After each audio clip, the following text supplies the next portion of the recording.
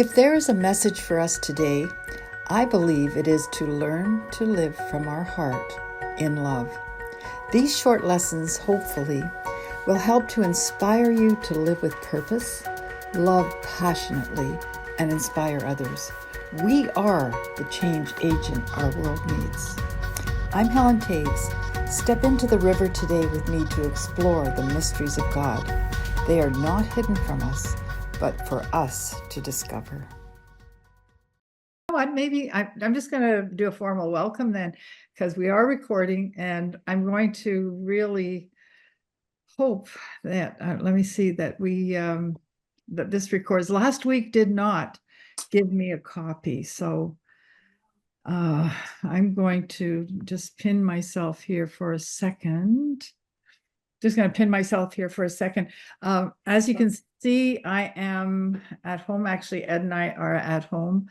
Just Ed's home for almost a week because he is has a 55th what's it called, a reunion for his ed from university. So he's going to be going and playing with his friends, and I'm going to slip back to the cottage. I need to mute all because there's feedback here. Anyway, I'm gonna be going back to the cottage. So next week I'll be back there for our next meeting. And I really want to apologize because our last meeting that I tried to set the pace for this season did not record, or if it recorded, I can't find it because my Zoom has been updated and somehow it got updated into outer space, and here we are. Anyway, I'm hoping to do just a mini recording to get people updated to really where we're going, and I'm pretty excited about this season because just in a just a short little overview, we're going to change the format a little bit. We're meeting every week, but we're going to take a page out of the What If Chronicles, and where we set a challenge and then we did the mentoring a few days later. What I feel that we're the direction that we're supposed to go, and the reason I think that the lay of the land is how I'm going to explain it, is that for so long, as many of us we've been learning and learning and learning and learning, and we are really wealthy people with a lot of wisdom. But along with that, you know what we have to do? We have to start engaging, and we have to start practicing some of the keys that we've been learning. So what I'm proposing we do is to like starting next week, I'm going to lay a foundational teaching, and with activations and suggestions, and then the following week, and it'll be a regular meeting, and then open to everyone to speak into it as our initial response. But then I'm going to ask if everyone will take a look at the activations and some of the suggestions going into the week, and then follow up with conversation, not mentoring, but I love it when we get to talk to one another and share what's happening in the process of what we're learning.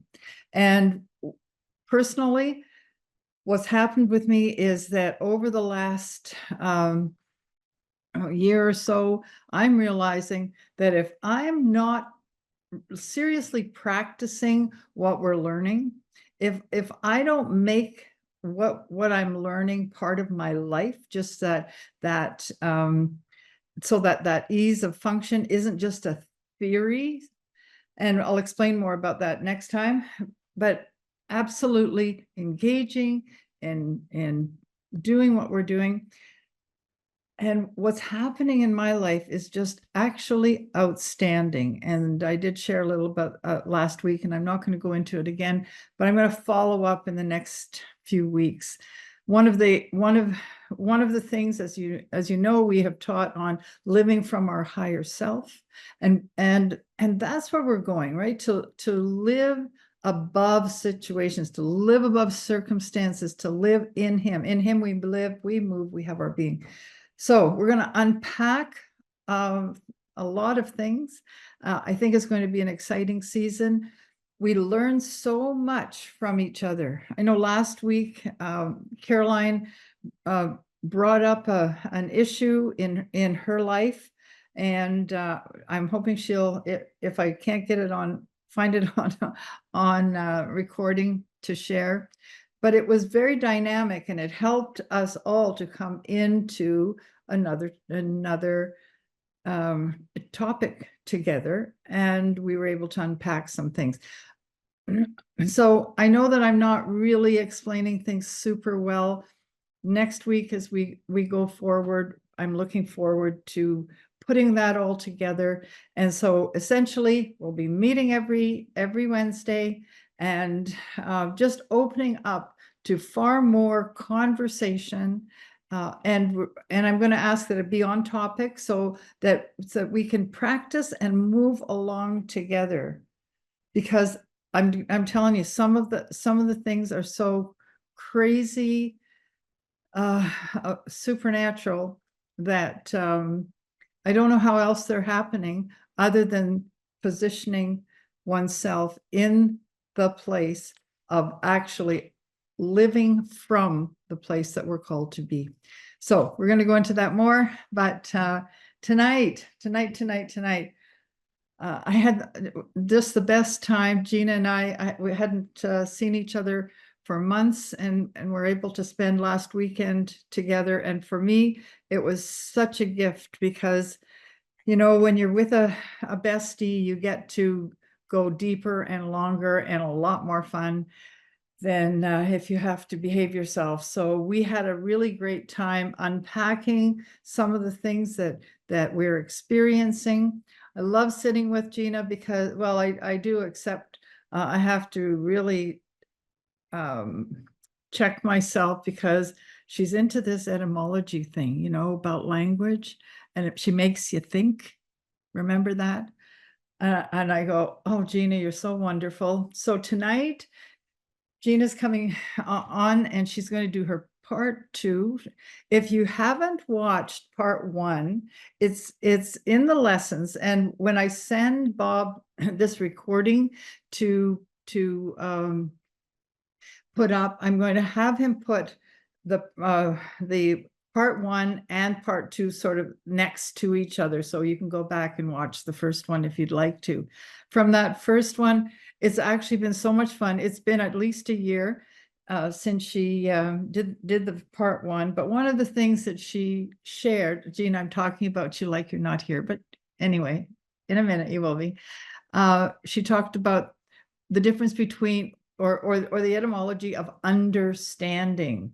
And it has a great unpacking, and we realize that the importance for us is not to understand, not to come under something or a law or a rule, but to understand. So many of us have been using the term that we need to understand, and we know what we're talking about. So we're sort of taking on a whole new flavor of language and really loving it.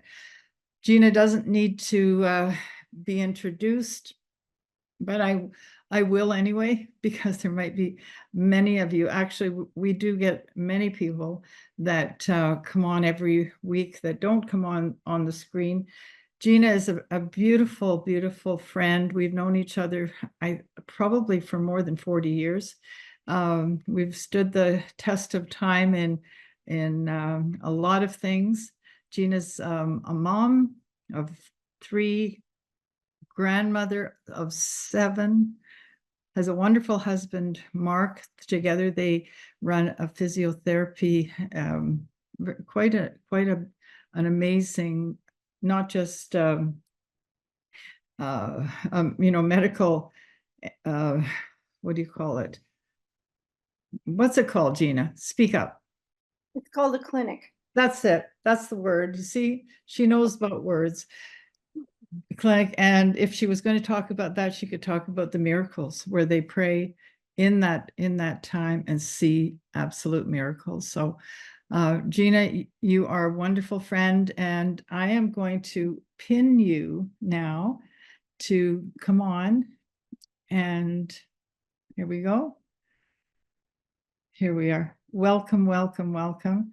And I'm going to just turn it over to you. We just bless this time, and we thank you for giving us your time. We're really grateful to God for just the fact that together we can change and really go from glory to glory. So I'm going to turn it over to you. Lots of love, girl. To see you later. Thank you. So nice to be sharing with you all, and such a beautiful place to share. Feel very safe and very comfortable and very loved, and I hope that you feel the same from me. So, etymology of words, part 2, and I've kind of subtitled it as "Choose Your Energy with Your Heart." So I've been studying this for a really long time, and as I embarked on this study and research for this talk, I thought I was entering into a happy little study that would bring light to some exciting and new realizations and revelations that we could all benefit from. This process did happen, but it also opened up many deeper musings about the origin of words, their actual and true meanings, how I relate that to the context of the ancient writings, and just how that might affect, might change, might challenge, and has turned upside down my belief system. My belief system, of which I have based my life, my decisions, I based my values there, and my discretions, seems to be unraveling a tad. And so this study has then gripped me to my core to look deeper and to find resolution and to find remedy to certain things. I found that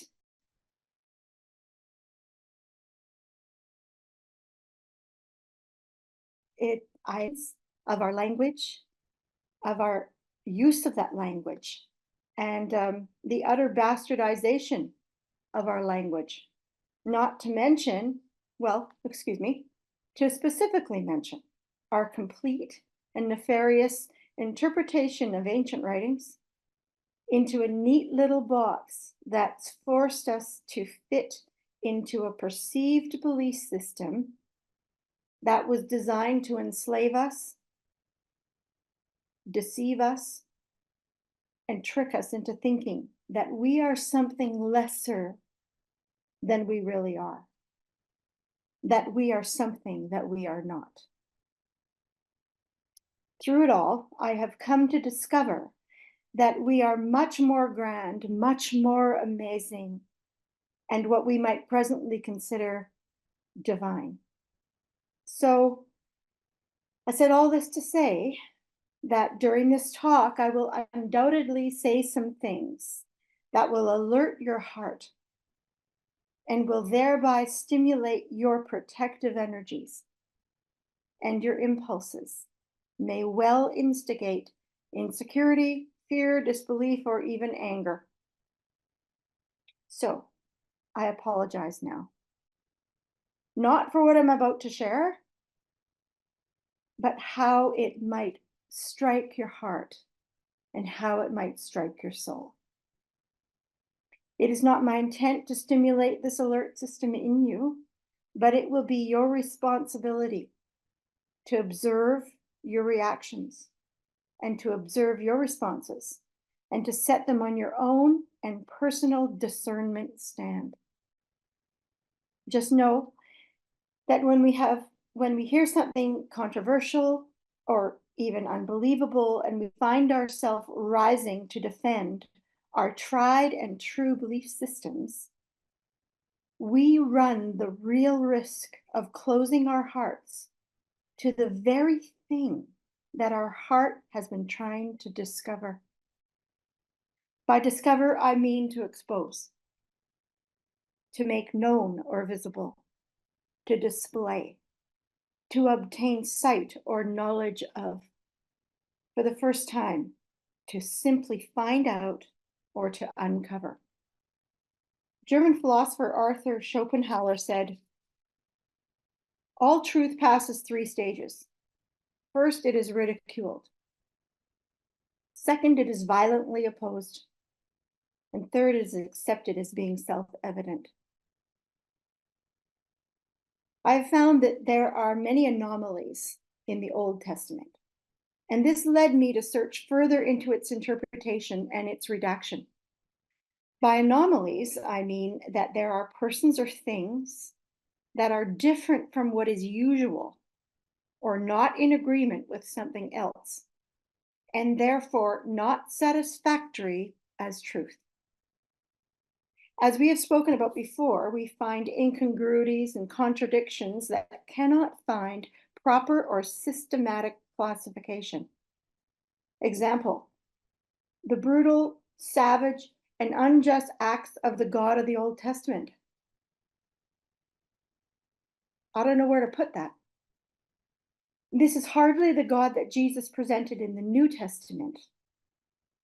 In the OT, the characterization of God that is presented is an irregular, unequal, unloving, inconsistent, and a non-uniform personality.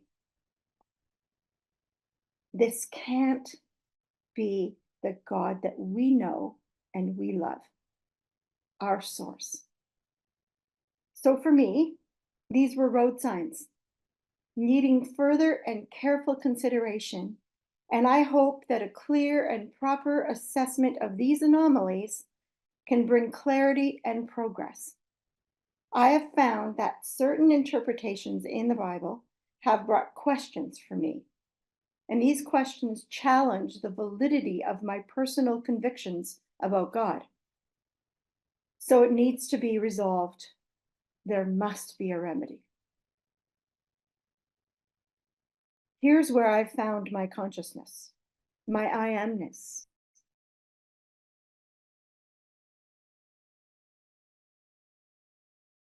Or my height, to inspire some reasonable perspective regarding these anomalies.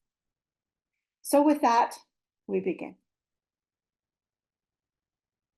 Please write down any questions or points that jump out at you, as these will be the topics that your heart is searching out. This will be your intuition activating. If there is one thing I've taken from this study, it is to follow carefully the intuits of my heart. By intuits, I mean to know or sense or understand by intuition, as in discerning or apprehending, conceiving, deciphering, decoding, perceiving, seizing or sensing a thing, a notion, or an idea. With the information, I will let my mind, my brain, and soul wander at will, but I have followed the intuits of my heart by lowering my protective shield and consciously unlimiting my conceptual understanding into limitless inner standing. And that has been my process during this whole research topic. So let's start at the beginning, or what we have perceived as the beginning. God created the heavens and the earth.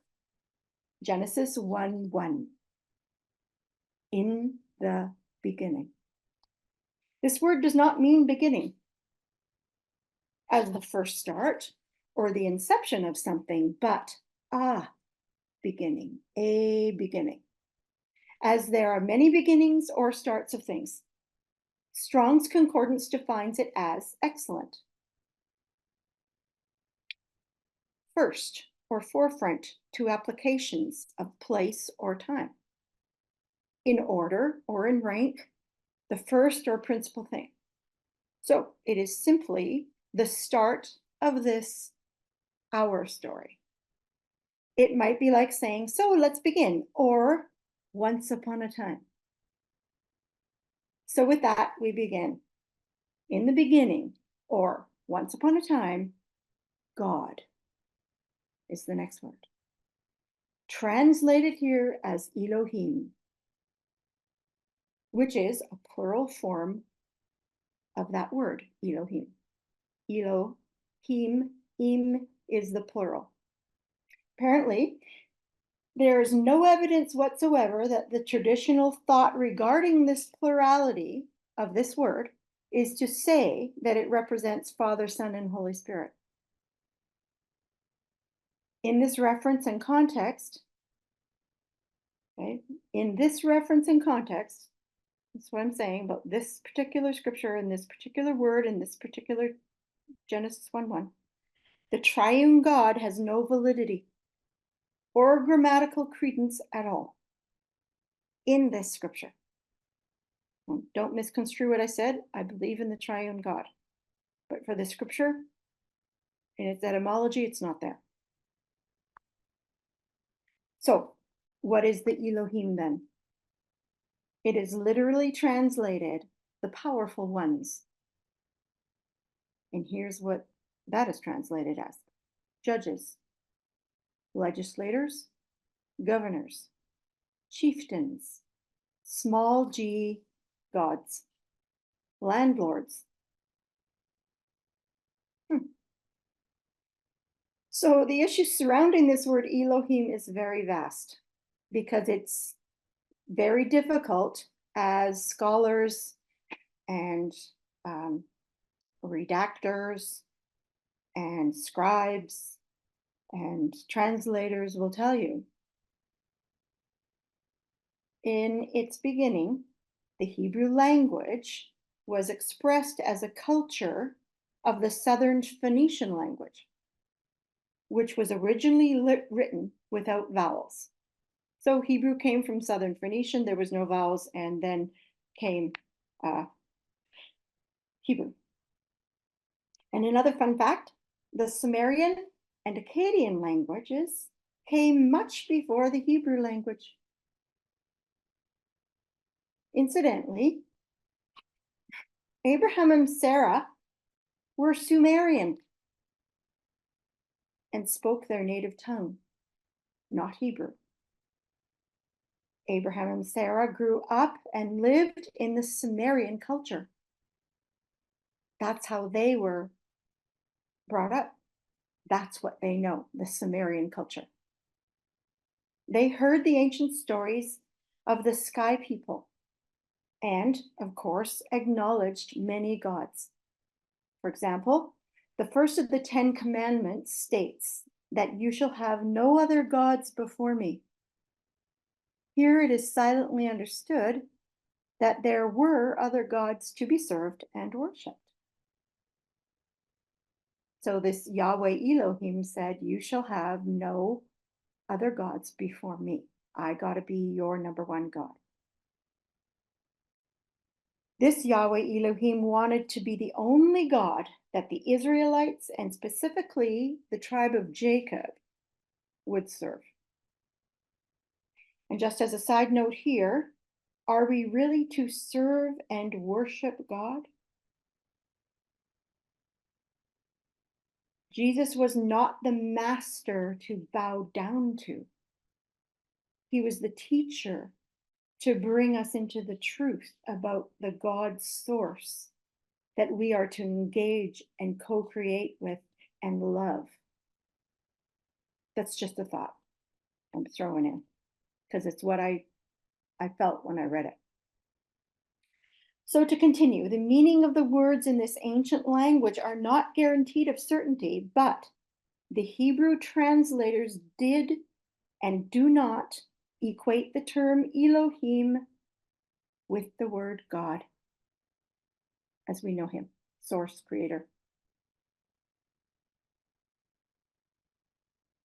as the transcendent spiritual entity to be loved and engaged with, the source and our creator. The values used by Hebrew translators indicate that the term God used in the Old Testament actually referred to different people or different entities. The L's, I call them. And they are all throughout the Old Testament. If we look at the actual etymology of the word God and where it came from and what it's really saying, there's Elyon, Elyon, who is the most superior of these gods, Eloha, Elaha, Alaha, Elah, which later became Allah, El Shaddai, Jehovah, Yahweh, Asher, etc. Solomon built his temple and dedicated it to the worship of the Elohim Asher, the god of agriculture and fertility, who was the wife of Yahweh. Hello.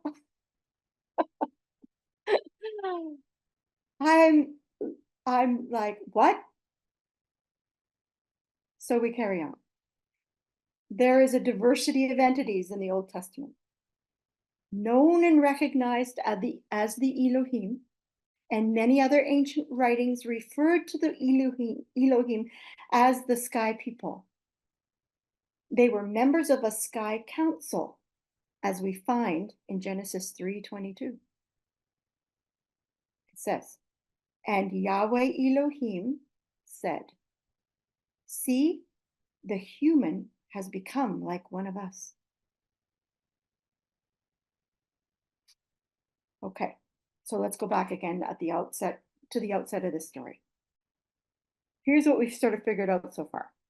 The Elohim arrived here on earth somehow and started to create. The word create in the Hebrew is bara. The Hebrew translators translated this word to mean to create, to bring into existence, but this is not the meaning, or can that connotation be found in the etymology of this word bara. In the Strong's Concordance, this word means qualified as to cut down as wood, select, feed, choose, dispatch, do, or make. The definition of this word is not at all what we think as creation, as in creating something tangible out of nothing, or even from a thought or a feeling or an intention. The definition of this word is create, bara, which we, equate with create, is this: to intervene in a pre-existed situation in order to change it.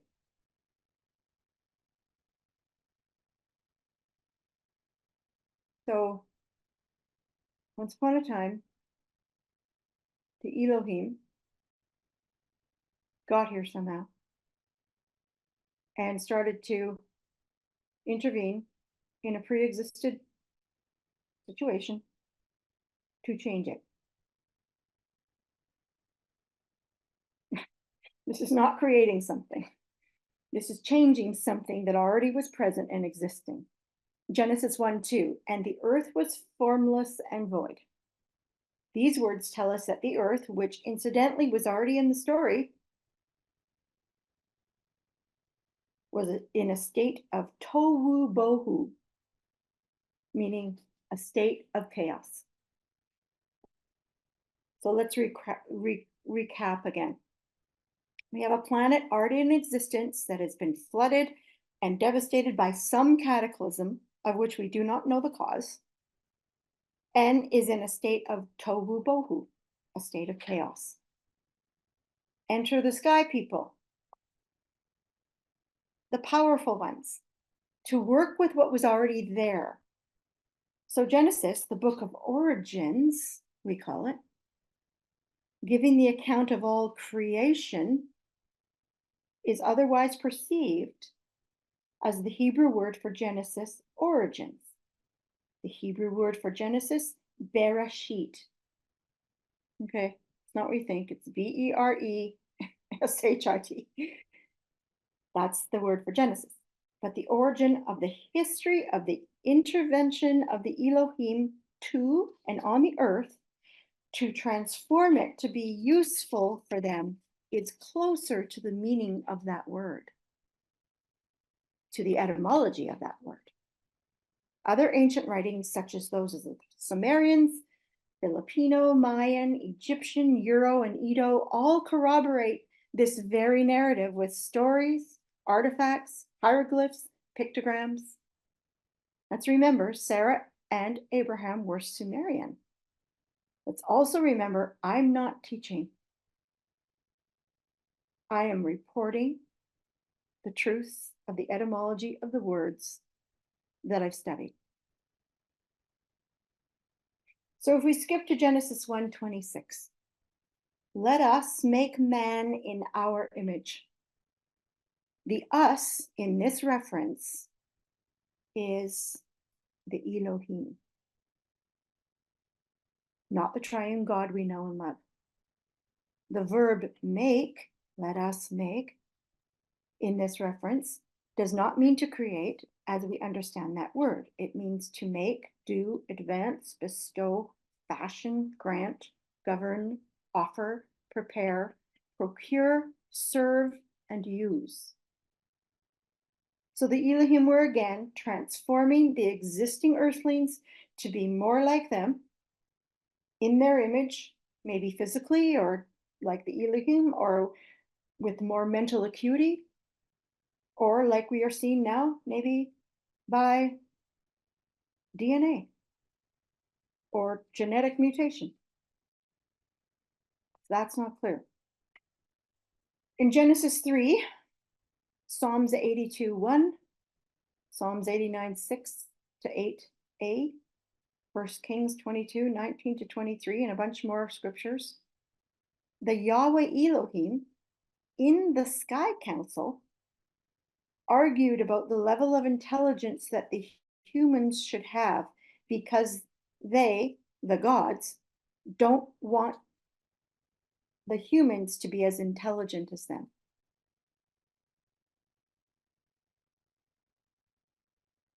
As these ancient writings went through hundreds of years of translations, the translation into English hides that fact that even Abraham references the many powerful entities. They're all God, but they're not etymologically the God that we love and serve and the God that Jesus brought to the earth. As time went on, this word Elohim became a proper name rather than remaining, as it was originally written, a plural word. We know this because in English, the grammar, for example, the singular and the plural, are hidden and masked and occulted. We learned that last time in part 1 of the etymology talk. English was the chosen global language because of this very fact. Now, the final redaction of the Hebrew canon was 7th, 6th century BCE. And the agenda driving that edit was ideological, not grammatical. So we ended up with the present interpretation, which cleaned up the theological problem of too many gods. And the monotheistic view as Yahweh as the one God became prevalent and accepted throughout the Old Testament. Thus we have our God, as we know him, taking the blame and the reasoning for the atrocities of the Elohim, who ruled the people and their land. Knowing this then, the reading of the texts and the stories, putting Elohim in the place of God, in the structure of the sentence, changes the shape the landscape, our origins, and our place in the cosmos.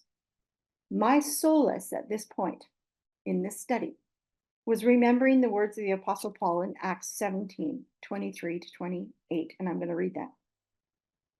Paul says, "As I've walked around inspecting your sacred monuments, I found among them an altar inscribed to an unknown God. Now, what you worship as unknown is what I proclaim to you. The God who made the world and everything in it, the Lord of heaven and earth, does not live in shrines made by human hands, nor is he in need of anything that he should be served by human hands.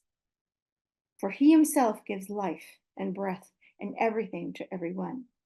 From one single principle, he not only created the whole human race over the whole face of the earth, but he determined the times and the limits of their habitation, so that they should seek God to see if they could feel their way toward him and succeed in finding him. And indeed, he is not far from any of us, since it is in him that we live and we move and exist, as indeed some of your own poets have said, we are of his lineage. The God we know and love is the source of the cosmos and everything in it, that in which we live and move and have our being. Should you take a droplet of water from the ocean and analyze it, you will find that it has the same properties and characteristics as the water, the entire water in the ocean. One little drop is exactly the same as the mass of water. It reacts and responds to any stimuli in the exact same way as the vast water in the ocean. If I am a droplet and the ocean represents the God of the cosmos, then I can see clearly that I am exactly a part of God, that I am in him, that I am his I amness. So as I mentioned just briefly before, I call the Elohim, the plural gods of the worlds, the Els, or the Elites, or the elites of the world. These are the beings that run the world. These are the powers and the principalities in high places. These are the beings that have been here since the so-called beginning. And Jesus brought his message with the dispensation of grace to declare and to teach and to be an example of the overcomer in this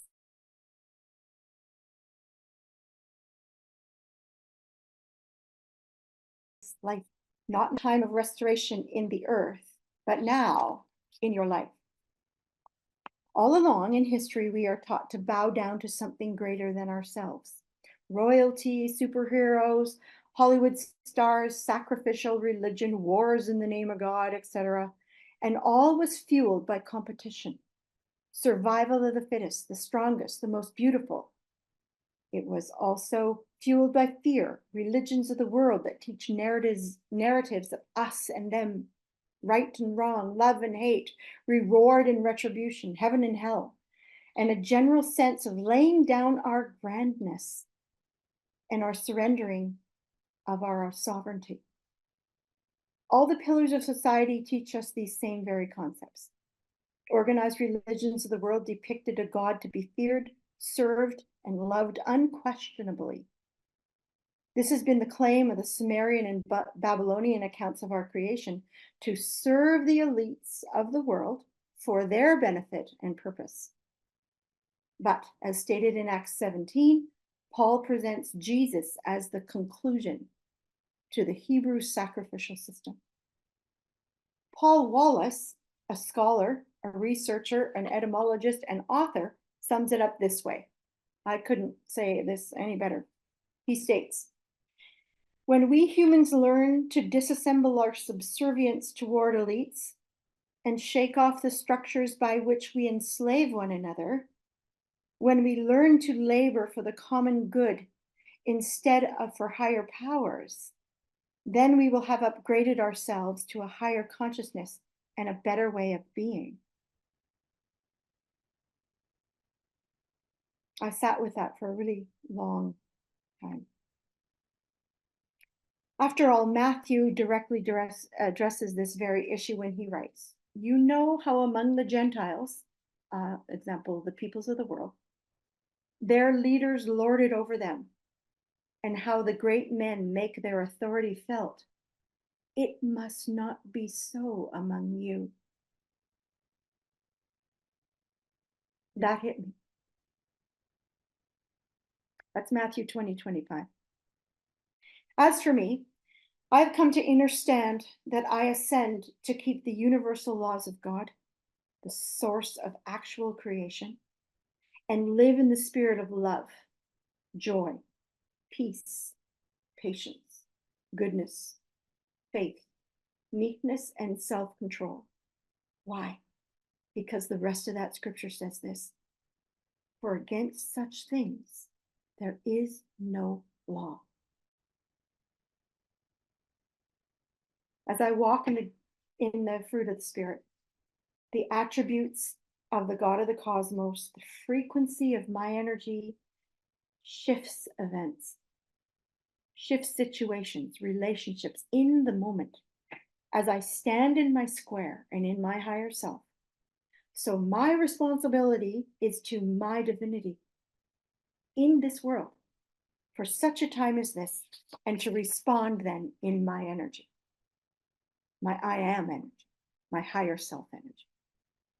Despite what may be true or not true, real or not real, I have a strong reckoning that we are responsible for our time and our energy while we are on the earth, and also when we pass on to the next thing. We could get bogged down, fearful, anxious, or depressed about the events of the world, yet it does us good to remember that we are in this world, but not of it. We have been made overcomers in this life, ascending to our higher selves. Our sacred selves, our I amness, requires us to be different from the world. The New Testament calls it peculiar. And Father wants us to feel our way to Him, to be in Him. How then do we approach the events of the world if we're not part of the world? I think that understanding some key words that Jesus left us are clues to overcoming by helping or doing our part to usher in the new, the original blueprint of what God intended the creation story to be. So I've compiled some words and their etymology in order to live and move and have our beings in Him in this time for the purpose of self-realization and fulfilling our creative purpose in this earth, personally and collectively, not to serve the gods of this world. So I hope that these words will provoke some inner thought and bring to our remembrance the key scriptures that Jesus brought us by word and experience to overcome in this life and to live in our sacred selves, our true selves. So repent. First word, metanoia. Repent means scrap everything you thought repent meant. It simply means, we're just going to look at the word, to go beyond the mind. Taste. To perceive or recognize, as if by a sense of taste, to become acquainted with by experience. The distinctive quality of experience. Taste and see that the Lord is good. Wow. See, to perceive or detect as if by sight, to become aware of. To recognize, to imagine as a possibility. Supposed to form a mental picture of. Visualize, to perceive the meaning or importance of, to have experience of. Throne, the chair, a seat of state of a sovereign or high dignitary, as into crown, enthrone, institute, install, elect, inaugurate, anoint, ordain, vote in, consecrate. We are to be the sovereign here. We are to sit in that seat, in that Christed position of authority in the spirit, in intention, by our thought, by our words, by our emotions, and by our deeds. Those are the things we've learned. Inspire, to influence, move, and guide by divine or supernatural influence or action. Love this. To breathe or to blow into, to infuse. Poise, to carry or hold in equilibrium. To hold or carry in a particular way, to put into readiness. Gracious tact in coping or handling. Sovereignty, a supreme power, freedom from external control, autonomy, over, above, absolute. Muse, meditate, ponder, wonder, marvel. Meditate, to engage in contemplation or reflection, to engage in mental exercise such as breathing or a mantra for a heightened spiritual awareness, to focus on thoughts, to intend or purpose, to muse. Mandatory. I thought this one was really fun in the legal sense. Okay, ready? Mandatory, a voluntary act. What? Mandatory means a voluntary act. If the government says it is mandatory, it actually means that you may comply if you want, if you give your consent. Otherwise, it does not apply to you. This is the definition. And it is not law because you have not consented. Your acquiescence makes it into a law for you and for you only. Must means exactly the same as mandatory. Well, that blew me away. Voluntary, proceeding from the will or from one's own choice or consent. Self-determining, done by design or intention, acting on one's free will without valuable consideration or legal obligation. Of, relating to, subject to, or regulated by the will, having power of free choice. Benevolent, marked by or disposed to doing good. Bene meaning good, we learned that last time, and vele meaning volition, referring to the power to make one's own choices or decisions, and of voluntary. Divine, relating to or proceeding directly from God, being a deity, directed to a deity. To discover by intuition or insight, to seek to predict future events or discover hidden knowledge, usually by the interpretation of omens or by the aid of supernatural powers, to perceive intuitively, the ability to transcend perceived human limitation. Transcend, to become more, to go beyond the range of limitation, including the limits we put upon ourselves. Govern, to direct or control the actions or conduct of, either by established laws or by arbitrary will, to direct and control, rule or regulate by authority, to be a rule, precedent, law, or deciding principle for. And we are called to govern in the spirit and perceive by our divineness. Governance, holding the superiority, prevalent, controlling, responsible for making and enforcing rules and laws, to exercise continuous and sovereign authority over, especially the control and direct making of administration. We were talking about intention. Intention's kind of like governing. Government means govern means to control. Meant means mind. You do the math on that one. Conviction, the strong persuasion of belief, the state of being convinced, assurance, certitude, certainty. Renew, to make like new, restore to freshness, vigor, or perfection, to make new spiritually, revive, regenerate, rebuild, replace, replenish. Frequency, the number of waves as of a sound or electromagnetic energy that passes a fixed point each second. The number of times per second that the electric current flowing in one direction changes direction, then changes back. We have a frequency. What does that mean? Vibration, the act of creating sound or frequency. Resounding, producing or characterized by resonant sound, resonating.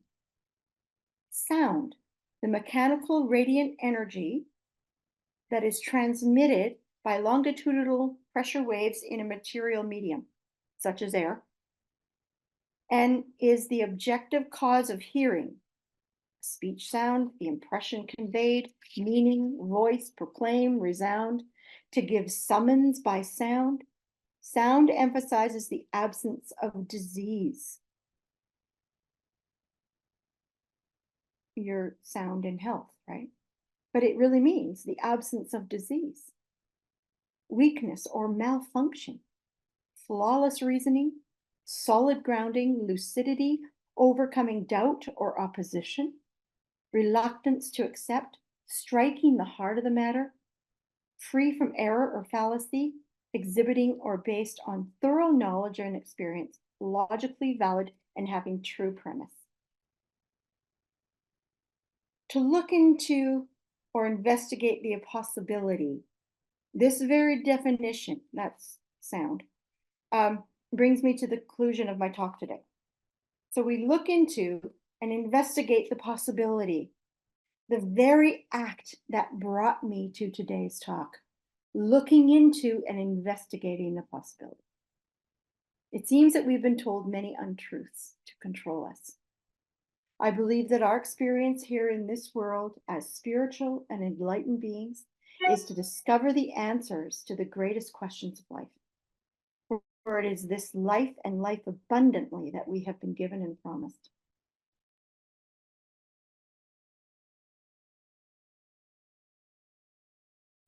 Maybe this message, unwrapping its wonder and fully engaging in its truth, beauty, and love. All this leads me to the musings of the frequency of sound in our world. It seems that the frequency of sound and somatics are powerful in the earth and in our very bodies. The fact that we're composed of 80% water, an amazing conductor of sound, seems to me to be the key.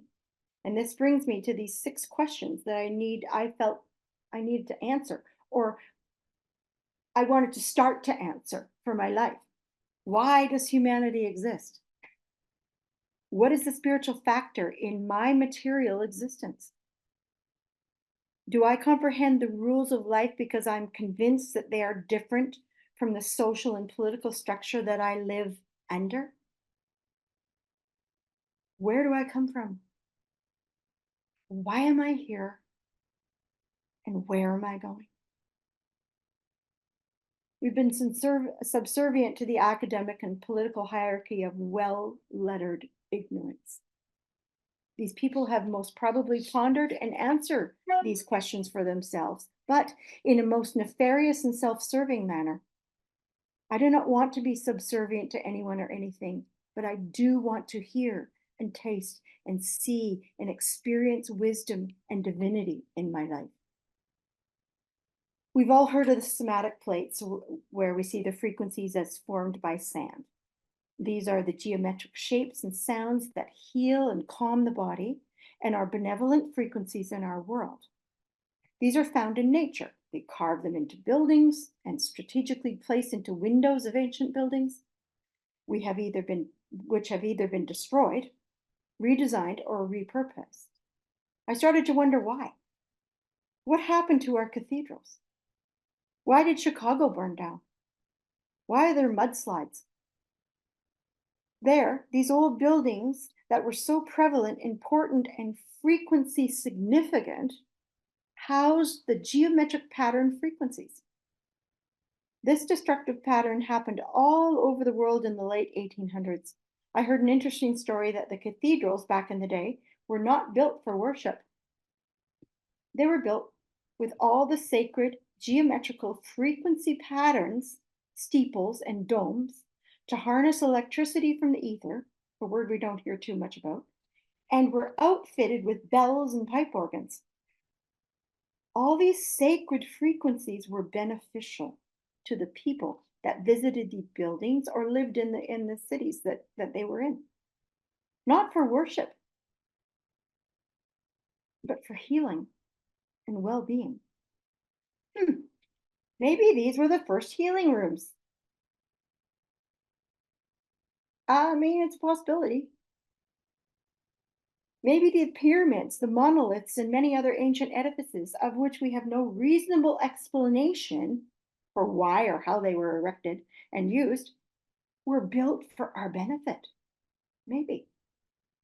I'd like to read a quote from James Lee's book, The One World, the Greatest Civilization Ever to Be Erased from History. History tells us that the first power stations were established in Cairo, Egypt in 879, according to Wikipedia. It is the largest and oldest in Egypt in its original form. All power stations, small and large, had pipe organs to harmonize and heal the population through sound waves, what is now known as somatics. The churches and cathedrals we see throughout the world all share similar design patterns that were designed with sacred acoustic geometry to maximize vibration, tone, and resonance, to heal and help download higher consciousness. After the great purge of the Tatarians, the religious orders spearheaded by the Romanovs reconstituted these amazing structures into Presbyterian, Catholic, Anglican, Mormon, synagogue, mosques, temples, etc. Just a thought. Now all these energies, frequencies, and vibrations have effectively been occulted. Of the buildings that did remain, the bells in particular have been removed or destroyed or not used. The significance and use of the bells are now non-existent. Maybe we need to rebel. Then the global standard and the universal tuning was changed from the harmonic 432 hertz to the dissonant 440 hertz, hurting our environment, our bodies, our minds, and our actions. Every word we speak, every thought we think, every emotion we feel is a somatic frequency. So I ask myself, what am I speaking? What am I thinking? What am I feeling? What are my answers to those 6 questions? Wisdom tells me that I must understand the frequencies, sounds, and vibrations of my body, my environment, my words, my thoughts, my emotions, and ultimately my deeds. I must listen to the resonation of my heart with my intuition and inspiration. Therefore, I want to fill my world, my sphere of influence, with the sacred sound of well-chosen thoughts, feelings, words, and deeds, to live and move and have my being in truth and beauty and love. So I'd like to end this thought for you to ponder and observe how it strikes you. There's a massive change happening in the world and on the planet right now. This change won't be on the news, and it hasn't gone viral. And if you don't look for it, you won't even notice it's happening. This change is quietly happening in the hearts of humanity. People are realizing that we become what we focus our attention on, and we influence this reality based on what we become. So people are realizing that fighting is senseless and focusing on the chaos is futile. Rather, people are quietly focusing on creating their version of heaven on earth. They are healing themselves and focusing on creating more beauty, People have realized that waking to their own divinity is what protects them from manipulation and allows them to become the change they want to see.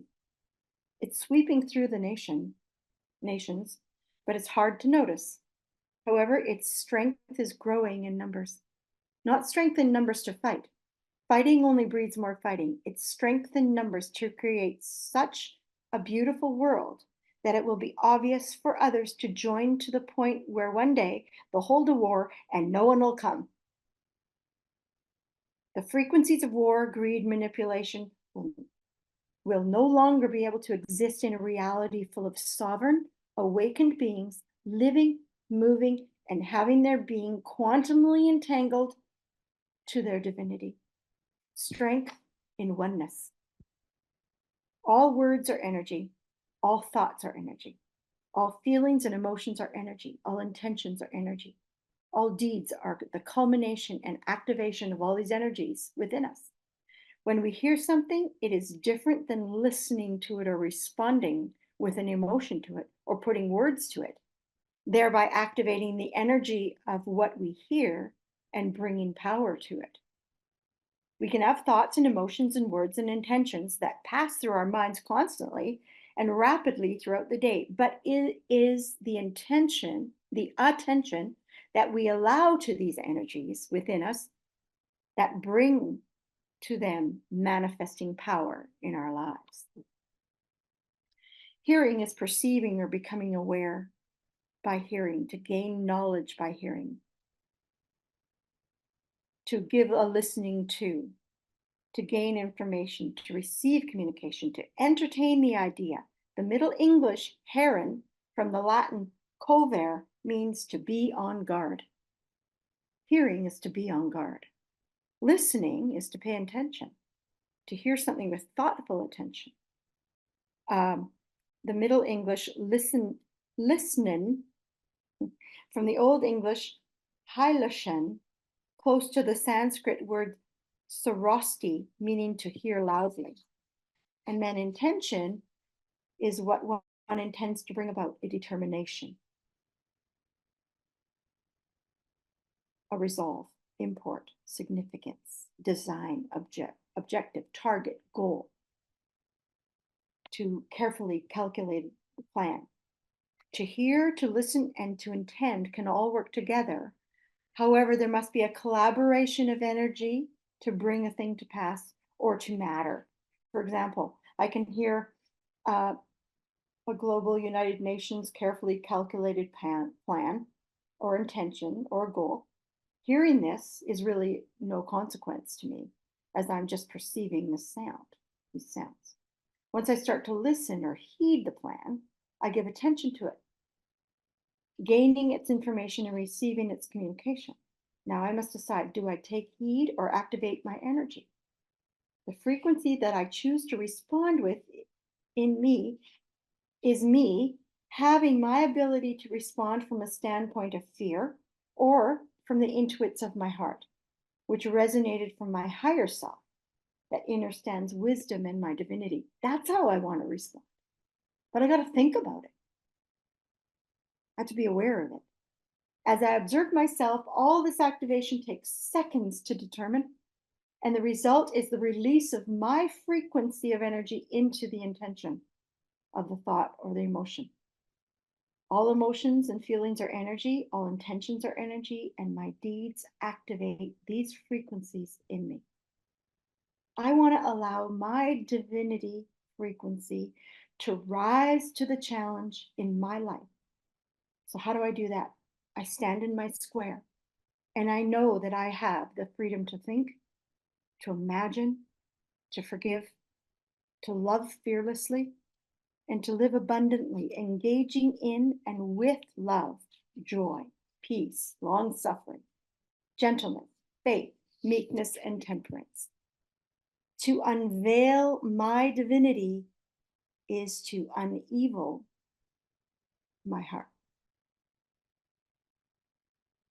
You got to notice that unveil and unevil have all the same letters. Maybe we ponder the positioning of the resonations of our hearts. maybe we recalibrate the sounding within us. Then our already possessing divinity is unveiled to unevil our souls and allows us to feel our way to the God of the cosmos as we ascend to triumph in this life.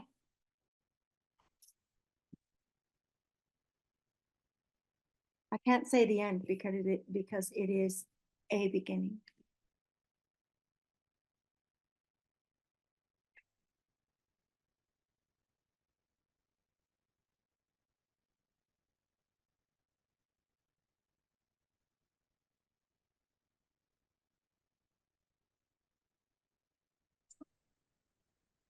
Wow, wow, wow, Gina, that was awesome. Thank you. This is my summer reading. Gina, I feel like I went for a glass of water and I sat here listening and I think, no, this is a fire hose that I'm drinking out of here tonight. And I'm feeling like I was really good. I got like 8 pages of notes. And then I thought, no, Forget no, about it. I know. that's why we do recordings. I seriously couldn't keep up. Okay, where do we start? Has anyone have any questions for Gina? Eddie? Yeah, I do. Okay. No, this is kind of selfish, but could you share those definitions in a document with us? Oh my gosh, there's so much there. I know it's a lot, and I'm sorry. I sort of, as I'm reading it, I'm thinking, okay, yeah, then there's this, blah, blah, and I'm doing it. And then I'm reading it tonight, I'm thinking, okay, that's a lot. Yes, okay, I can, yeah. Thank you. That- It was brilliant. Gina, I was wondering if you're able to share any of your reading sources with us. I know you obviously quoted the Bible, and but you've obviously got some other sources as well. Yes. That would be really helpful because I'd like to study this a little bit more as well. Yeah, well, Paul Wallace is one Thank- guy, and Mauro Biglino is another. That's all sort of the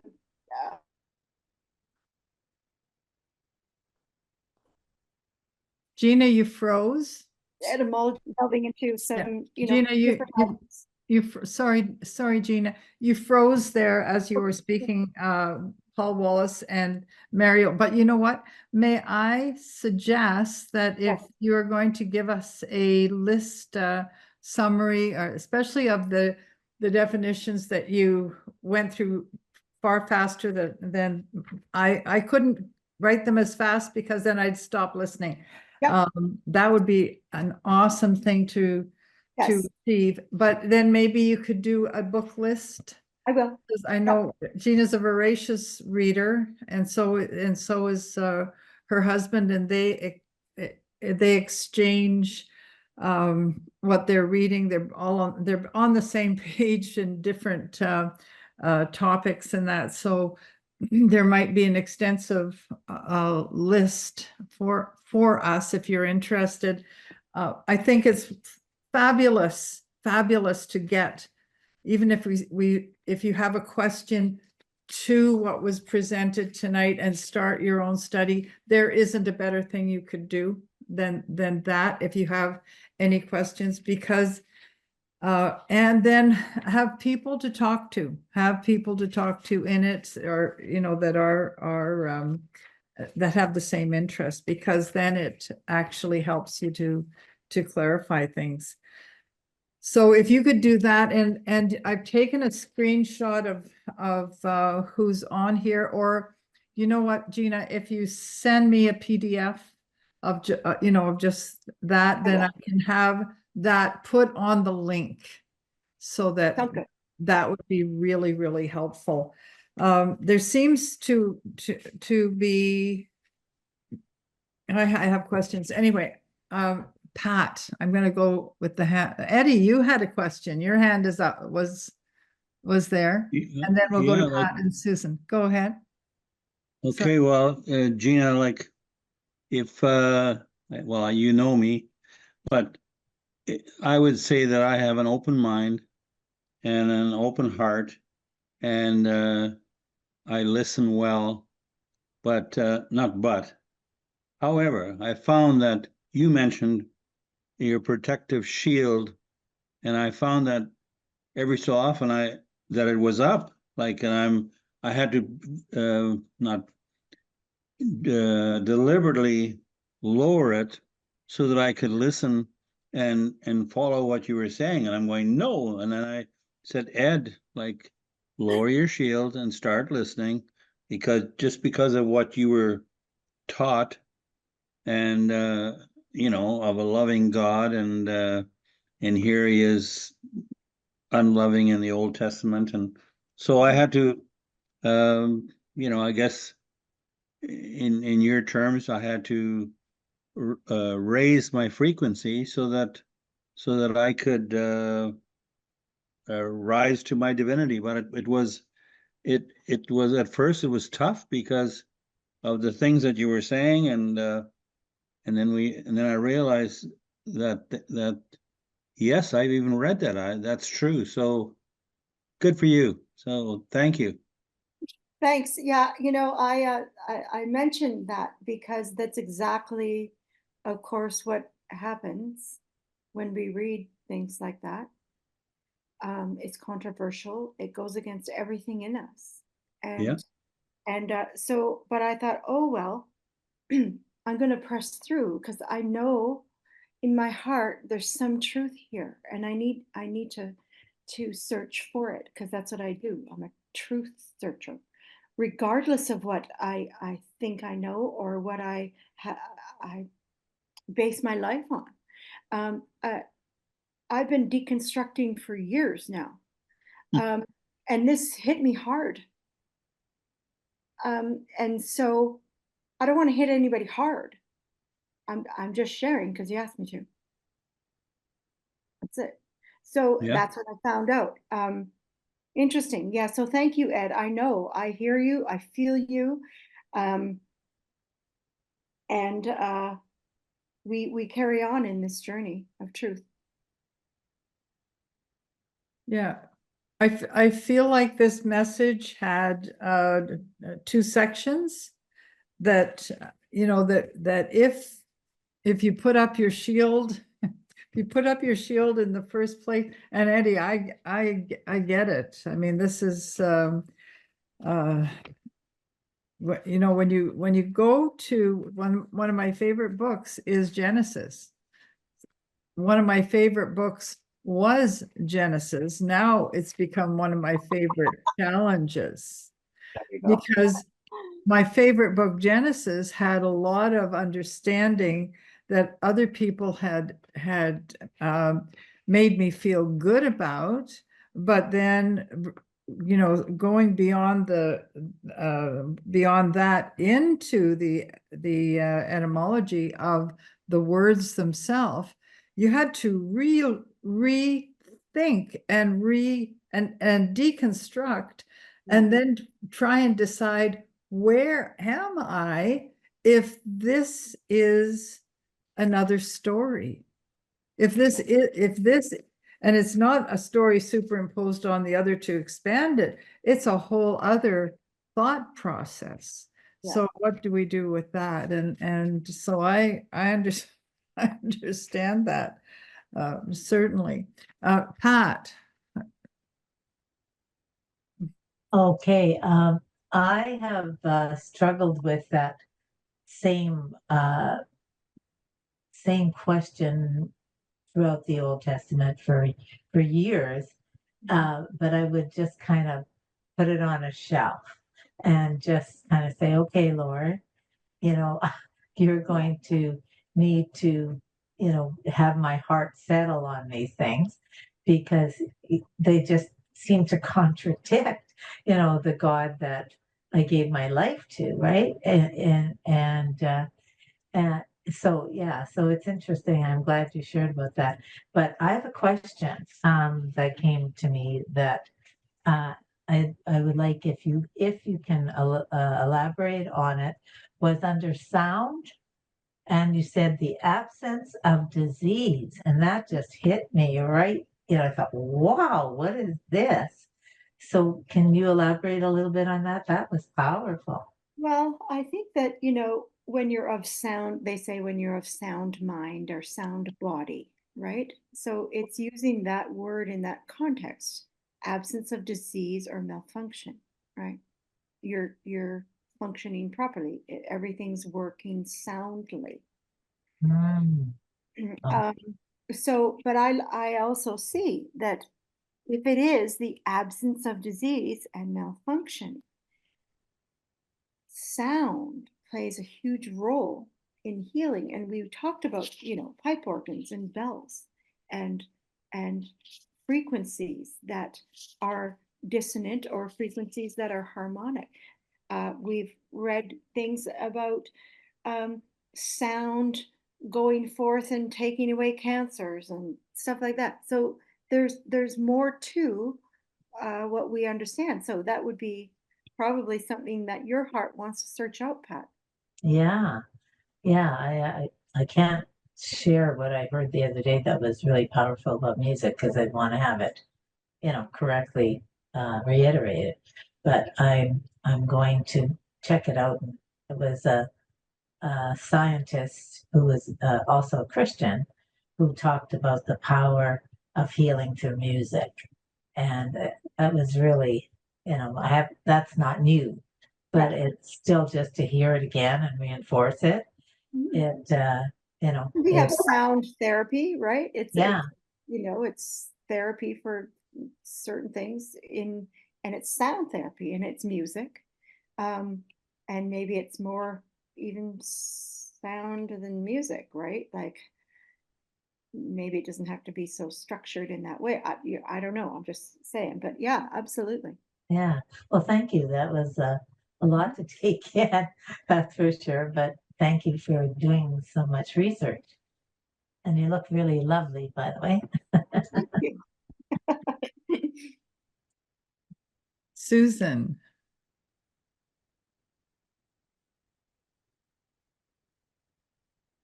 Here we go. There you are. Gina, thank you. Just thank you. I mean, I'm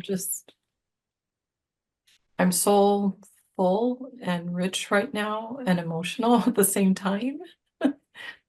Exactly what you said, just, piercing the heart. You just connected so many dots for me personally.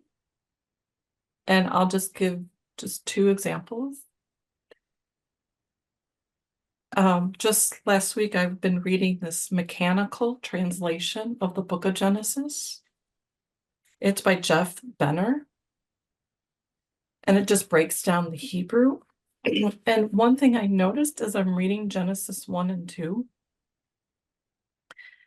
just an example, an Elohim/powers said, the water will swarm, swarmers of the beings of life, and flyers will fly upon the land, upon the face of the sheet of the sky. And Elohim powers fattened the magnificent Tanans and all of the beings of the life, the treading ones, and on and on. And Elohim powers respected them, saying, reproduce and increase and fill the water. And I'm reading this going, what is this Elohim powers? Yahweh is the Yod Hey Vav Hey name doesn't show up until Genesis chapter 2, verse 4. And I'm sitting here going, wait, who is Elohim powers? And you mentioned this. Elohim said, we will make a human in our image, like our likeness, and he will rule in the swimmers of the sea and the flyers of the sky and the beast and all the land and on and on. And all the way till 2, verse 4. And these are the birthings of the sky and the land, and their being fattened in the day Yahweh. He exists of Elohim powers, made land and sky. I know, crazy, right? I'm just going, what don't we know? And who are we? And where did we begin? And there's just so much mystery here. It is. So you were definitely answering questions. Thanks for sharing that, because I don't feel like such a kook. It's a great translation of Genesis, the mechanical translation. The Hebrew text literally translated word for word, it says. Wow. Yeah. By Jeff who? Jeff Benner, Benner, Benner. Oh, okay. It's just a fascinating translation. It just a whole different picture of what we learned. And then the second thing was I was reading that scripture where Yeshua says, take up your cross and follow me. And of course, what that meant for the many years that I learned what I learned in the church was take up your cross, meaning take up your suffering, die, take up your suffering and die, or just whatever religion depicts that as. And then as I'm meditating on this, the Lord switches the word cross to sovereignty. Pick up your sovereignty and follow me. Wow. And I was just like, what? Like, what? And I've been, that was over the summer, during the summer, and I've been sort of unpacking that. What does that mean? And here you are. I mean, this is just confirmation for me. And I would love that definition of sovereignty that you shared because I couldn't write fast enough. Okay. So thank Wow. you, thank you, That's thank you. Thank you. beautiful. I'd love to hear more about all that once you unpack Me it, too. put it in the drawers. Thank you again. Mhm. When Gina sends the PDF that we will post, you will have that. Is that okay? Do you need it right now? No. Okay. Yeah. No, thank you. Okay. Yeah, even words like sovereignty, kingdom, all of that, we as a culture, or the interpreters of the Bible, have created the royalty and sovereignty to be above Right. everything, right? And then it says, but we are seated in him. Yeah. So what does then our sovereignty mean? Yeah. And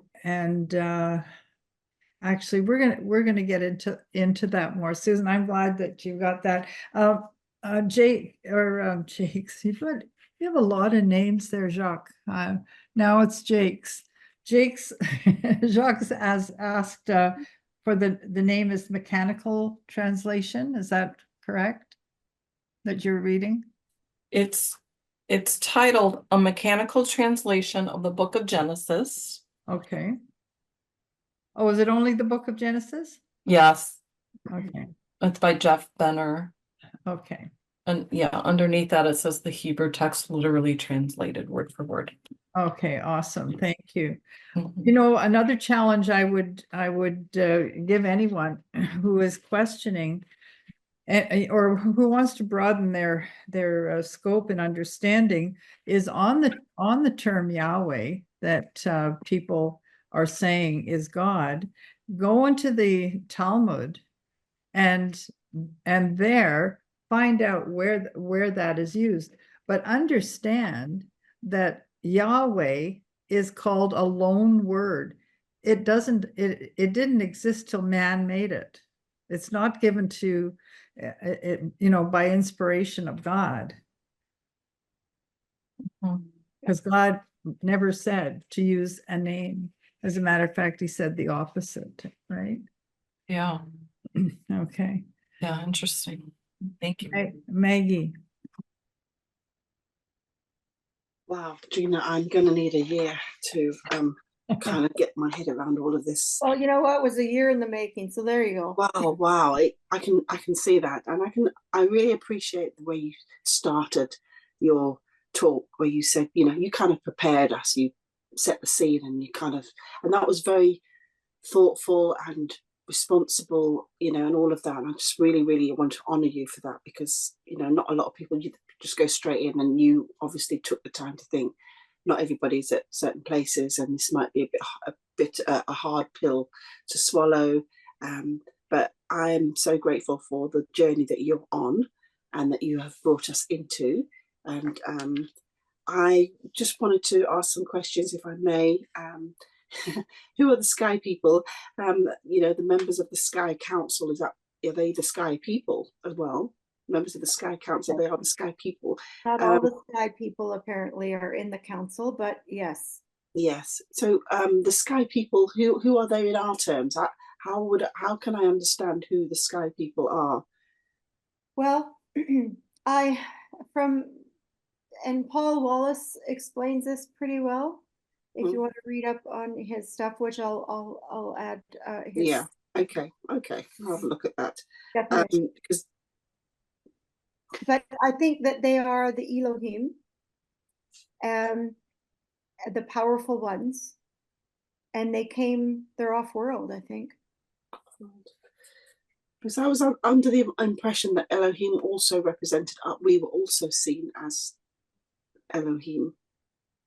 Is that correct? Sorry, say that again. That we as the beings that we are, we were also seen as Elohim. Not No? that I've read. But, okay. Okay. The sons of Elohim. Maybe the sons of Elohim. Yeah. No. No, it's okay. So I just. Sometimes I see. I've got a lot to learn. But what I really liked was that this is so. I don't understand why it's all been hidden from us. It just feels as if there is a huge discovery to be made here, and why.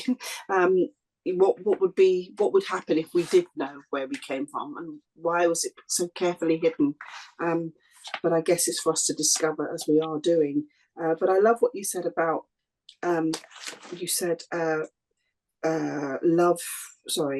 unveil my divinity, which is also the same as unevel my heart.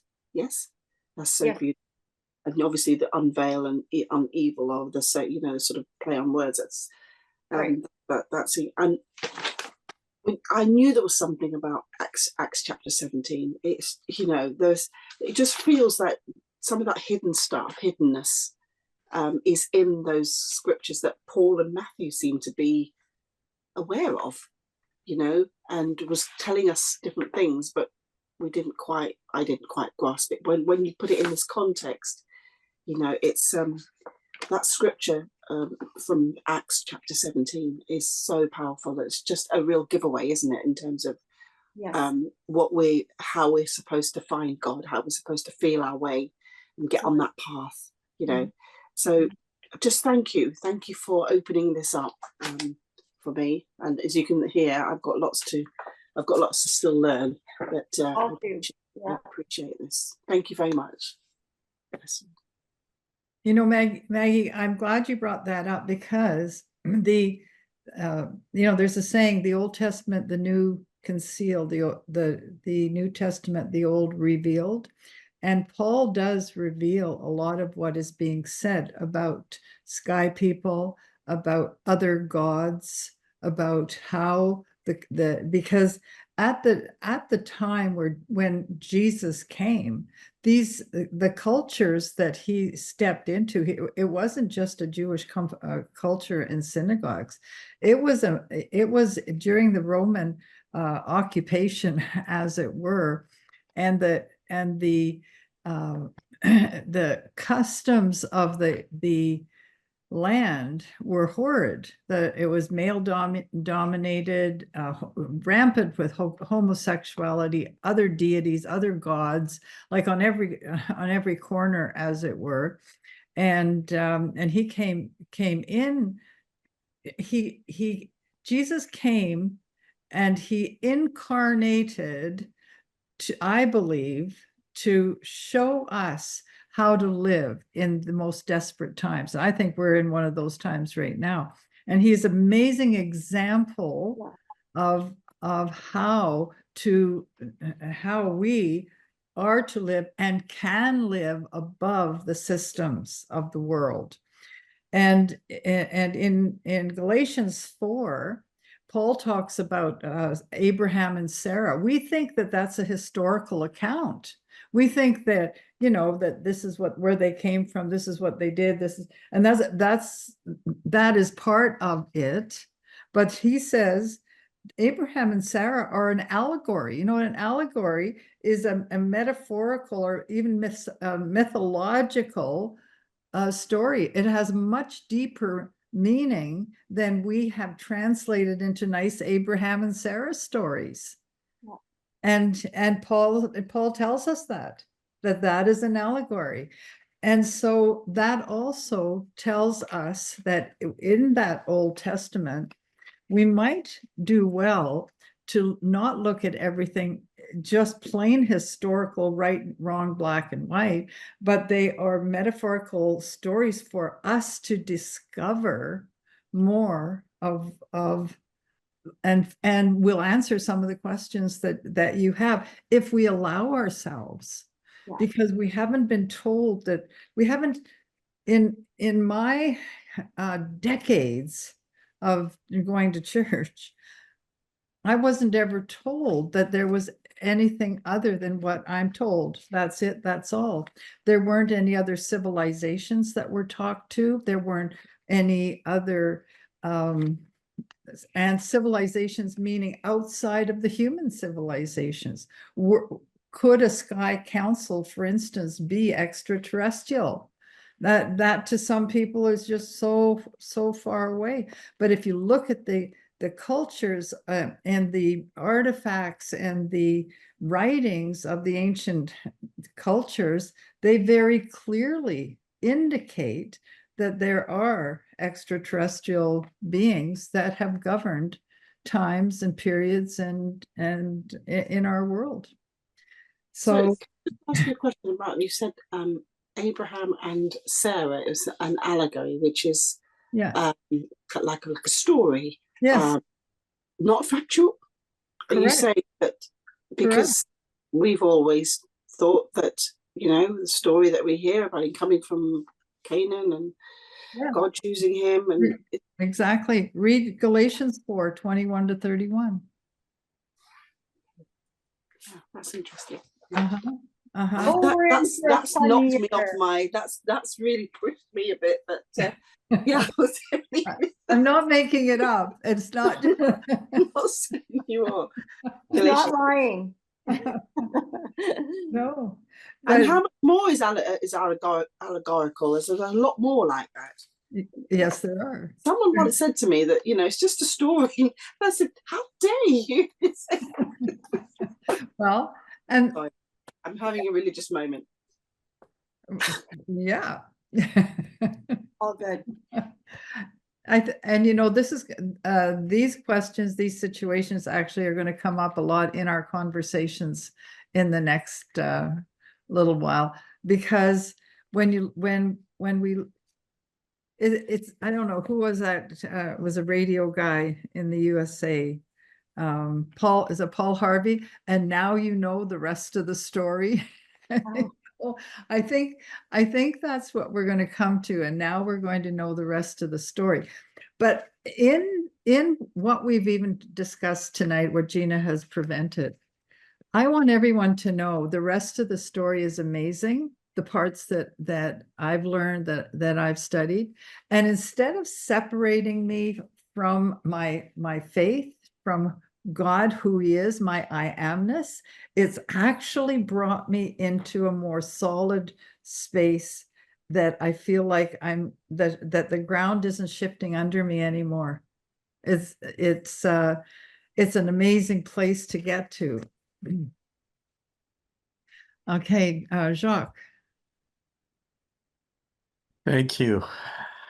You know, Gina, this is awesome. I'll say this honestly through you.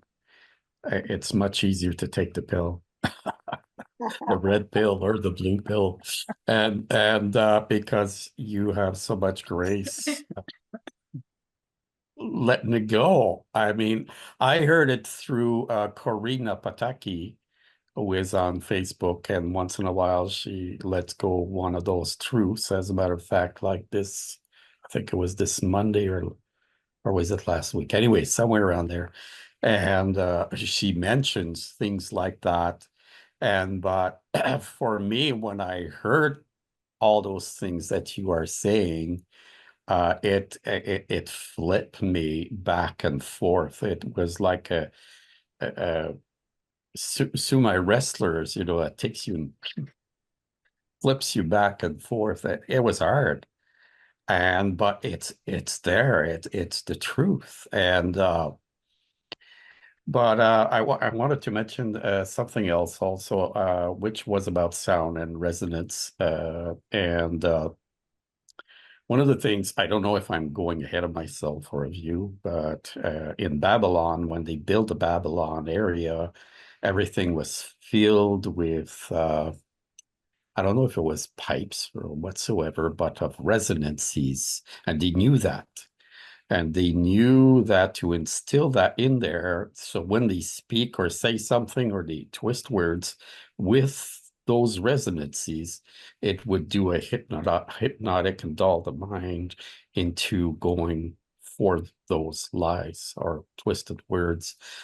And the other one is I've learned also that the States had developed that also. They knew about it, and they developed centers here and there across the States. I don't know if it's in Canada, but and so therefore, when they release those resonances, and with the words and whatever, it would create atmospheres, right, of how you're feeling and what you're doing, and then would come the words, and then it would mush it all up together, and that's how you would be per se.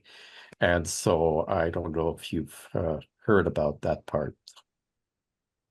Well, I've heard some things that are similar to that. I don't know about the, I mean, I know there's energy directed type things like that.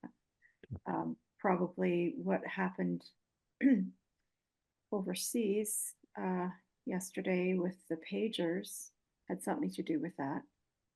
Some sort of energy directed something where all the pagers exploded in people's hands. That's not, I don't know what that is. However, I'm sure it's related, and there's some sort of technology there.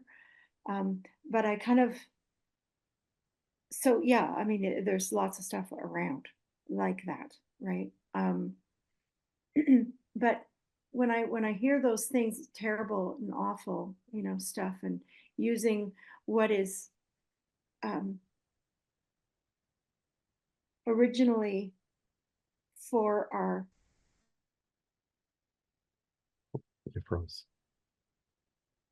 Gina, you froze. our good and oh, sorry, using those kinds of things for our harm instead of for good, right? So that's distressing. However, what overrides in my mind when I hear stuff like that is they got that technology from how we are designed. Oh, nice. Our technology. Mm-hmm. They can't create much of anything without it have already been existed, and it is within us. We are the technology. So I want to know about me and about us and about humanity, to use that for good. You know what I'm saying? Like AI, where the model of AI was us. Hello. You know what I mean? Yeah. So I want to walk in creative intelligence in my CI, forget AI, right? Yeah, because we have it. We have it. We just have to find it and harness it and be aware of it and use it. Is that what you meant by like going into your square or your cell or whatever? Well, when I say stand in my square, I'm saying something that I have understood and I've seen, so I can't unsee, so I'm going to stay there. That's my story. I'm sticking to it. I'm sovereign, the end. I'm going to stand in my square and I'm going to live that way. Right. Yeah. Cool. Love that. Thank you. Yeah.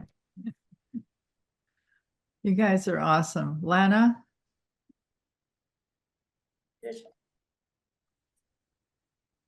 I love this, Gina, and I can't wait till they refer to us as they, because I've said they so many. Anyways, There you go. I think you have just opened up this entire what if series that we're walking into. Like, you just lit the fire, and I've been on fire. Just like I was ready to start taking off layers here, but I'm holding back. Anyways, this was so great. I've been reading the Paul Wallace books and loving them, yet being challenged at the same time. But like, even with so many of the words that you said today, anyways, beautiful. Thank you. Thank you.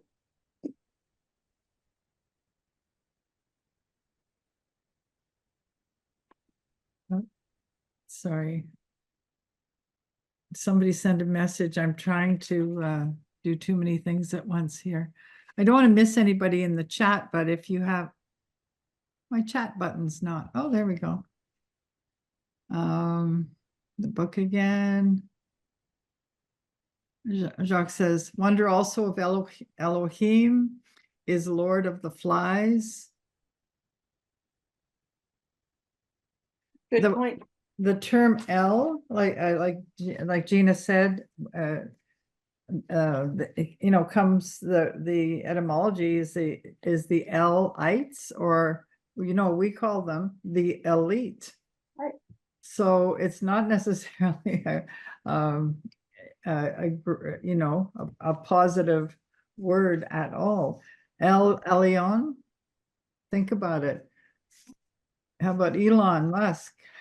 I've thought of that lots. Isn't that weird that Elon Musk's name is Elon, Elon? Wow. So who knows? And yeah, it's up for interpretation for sure. It's interesting you should say that, because I have 3 grandchildren who are named like that. Are they? I wondered why my daughter-in-law did that. I still don't understand. But one of them is called El Elyon. Okay. We call him Ellie. One's called El Shaddai. She's a girl, and the other one's actually called Adonai. Wow. She's always calling the name of God when she calls her children. That's lovely. Quite beautiful. I just thought I'd share that as just a fun fact. Wow. Yeah, as you were, we're unpacking the words in that the terminology for the restoration, to restore, to bring back again, all things. I'm thinking, okay, if we're going to, I'm going to have to sit with what is restoration, truly. But right now I'm sitting here and thinking, the restoration we need in life is where we're going, and that is into the shift of Christ consciousness, because before the was he was, right? And so regardless of all of the things that we're questioning, that we have questions of, that we have certainly has got us thinking, the reality for me is that my restoration will be into him, because before all of this, he was. Right. Yeah. I Well, think that's the message that Jesus brings to us. that is, And he shows us how. And so lovingly and so beautifully. Yeah.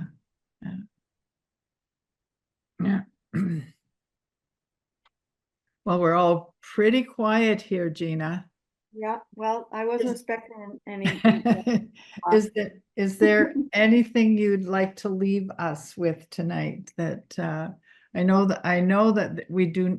This is one of those we do need sitting and thinking time, and if you're at all interested in it, there will be books forthcoming for you to explore. The Paul Wallace series, he calls them the Eden series, are really good. There's four books in the series, so you can just go to Amazon and read about them.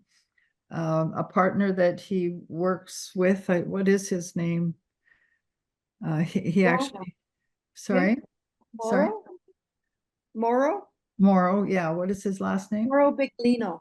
He's a Italian guy. It's really hard to understand because his English is pretty broken. But and you can get all of this stuff on YouTube as well and hear a lot of the dissertation on YouTube. Very interesting. And I guess Paul Wallace is being interviewed by lots of people now too. I mean, Laura Eisenhower loves Paul Wallace. Yeah. And Laura Eisenhower's into, Eisenhower's granddaughter. She's bringing a lot of very interesting things like this, and has been privy to some of the happenings of Eisenhower himself with Off-Worlds. Yeah. So it's very, interesting, but she is endorsing Paul Wallace's work, which is kind of fun. See, what happened in 2023 is that Congress is now in the United States. The United States Congress is questioning the validity of extraterrestrial truths, as it were, and sightings and all that. And so what they're doing is they're opening the books. President Eisenhower, many, many years ago, and I don't even know if it's still on YouTube, but oh my golly, I actually started exploring this subject about 20 years ago. And one of the things when the internet came into our lives and information was there was a number of recordings, and one of them I think is called Aliens in the White House, where they actually recorded President, I know this is going to sound really weird out, but I listened to it many times, President Eisenhower speaking with an extraterrestrial. And when this became a problem, people are saying they became frightened. Let's put it that way. They're frightened. So they're frightened that this might be true. And as they are exploring these subjects, NASA decided, or whoever the great smarts of the world decided, that they are going to not make this available for the public. And so this was all shut down, and I'm not sure what it's called. It's called like the Blue Book or something, and that was all closed. And so for years, you haven't heard about, their other civilizations or the possibilities of, the things that we're seeing anyway, being real and studied. So President Eisenhower is probably one of the most active presidents, but it was all shut down last year. And the reason that Paul Wallace has done his last book, it just came out in April or May, and he exposes all of that. And so you actually could start with that book if you're interested. Laura Eisenhower, as Gina said, is Eisenhower's granddaughter, and all the family was aware of what he knew. Of course, I'm sure this was dinner table conversation at one time. And wow. She has come out of the closet, and not just endorsing, but bringing information as well to Congress, as well as to the public. So that's what's happened. Yeah. It's a big story. It's a fun story. And if we hold everything lightly, there's nothing to be afraid of. We are in Christ. He is in us. We are one. We are I am.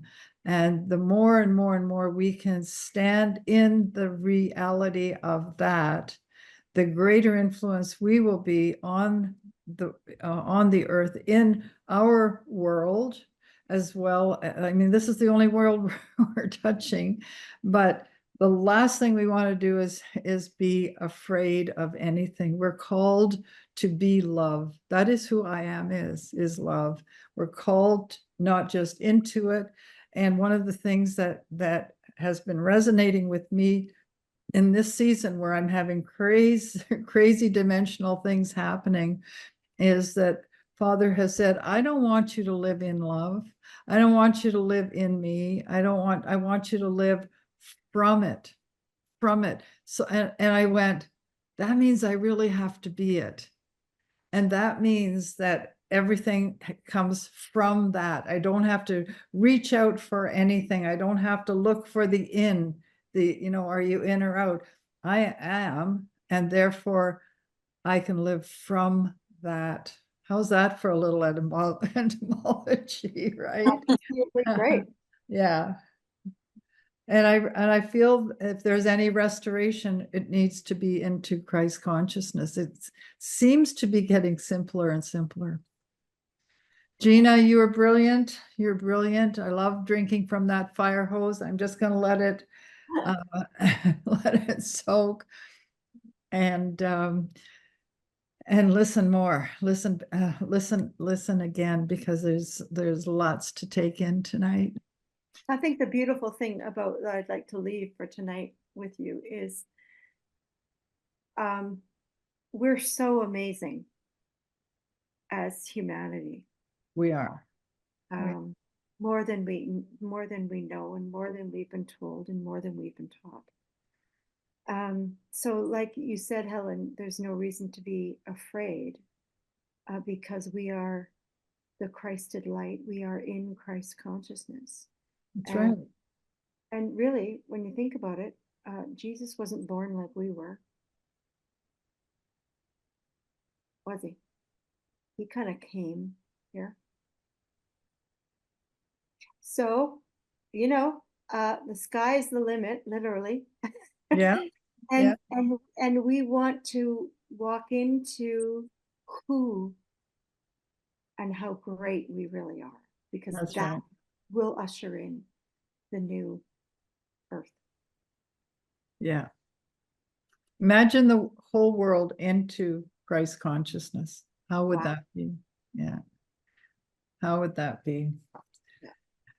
Anyway, everybody, I'm going to, I just want to say how much you are loved. And if you have any questions, Gina, I know that you will reply to whatever.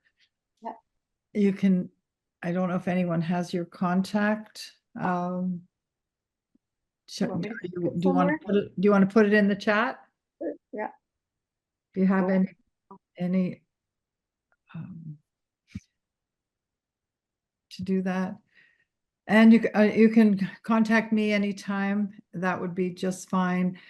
We, if we don't have an answer, we at least have 5 or 6 or 10 more questions. And so it gets exciting once we put it out there. It seems we learn one little thing and then we go, oh golly, I need to explore that more. What a night of exploration. Thank you.